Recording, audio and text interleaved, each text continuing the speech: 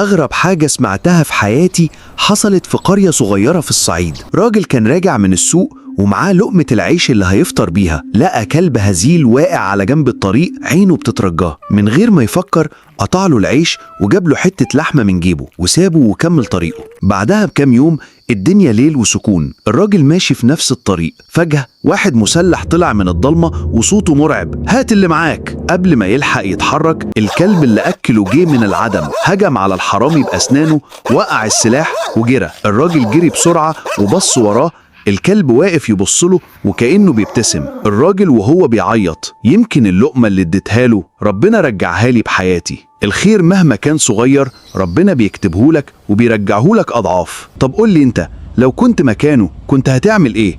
لو عجبتك القصة صلي على النبي في الكومنتات واعمل لايك واشترك في القناة علشان يوصلك كل جديد.